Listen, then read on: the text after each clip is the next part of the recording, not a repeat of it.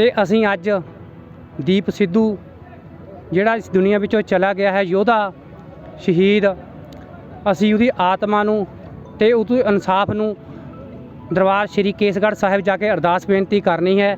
ਅਸੀਂ ਮਾਰਚ ਕੱਢਿਆ ਜਾਣਾ ਹੈ। ਜਦ ਕਿ ਕਿਸਾਨੀ ਅੰਦੋਲਨ ਵਿੱਚ ਜਦ ਦੀਪ ਸਿੱਧੂ ਪਰ ਕੇਸ ਪਿਆ ਤਾਂ ਉਹ ਆਪਣਾ ਜੇਲ੍ਹ ਵਿੱਚ ਚਲ ਗਿਆ ਸੀ। ਉਹਦੀ ਜ਼ਮਾਨਤ ਵਾਸਤੇ ਅਸੀਂ ਕੇਸਗੜ੍ਹ ਸਾਹਿਬ ਜਾ ਕੇ ਸਾਰੇ ਮੁੰਡਿਆਂ ਨੇ ਰਲ ਕੇ ਤੇ ਅਰਦਾਸ ਬੇਨਤੀ ਕੀਤੀ ਸੀਗੀ। ਉਹਦੀ ਜ਼ਮਾਨਤ ਵਾਸਤੇ ਜ਼ਮਾਨਤ ਹੋਈ ਸੀਗੀ ਜੀ।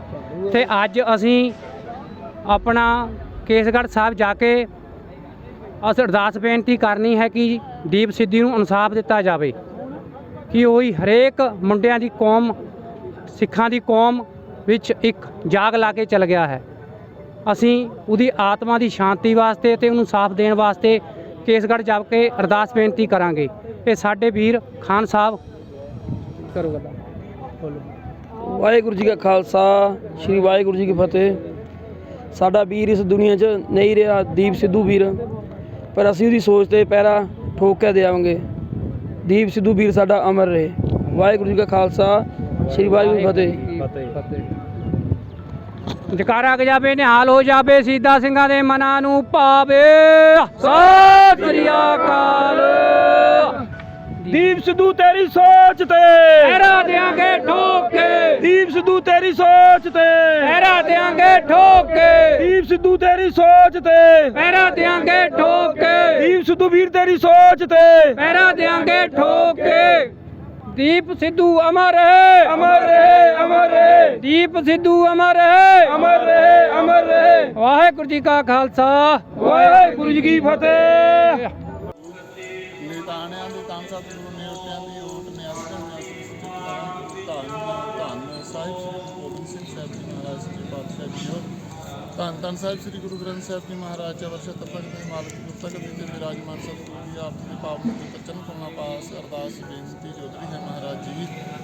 ਆਪ ਜੀ ਦੇ ਮਹਾਰਾਜ ਸੱਚੇ ਪਾਤਸ਼ਾਹ ਜੀਓ। ਤਖਤ ਸ੍ਰੀ ਕੇਸਗੜ੍ਹ ਸਾਹਿਬ ਵਿਖੇ ਮਹਾਰਾਜ ਸੱਚੇ ਪਾਤਸ਼ਾਹ ਜੀਓ।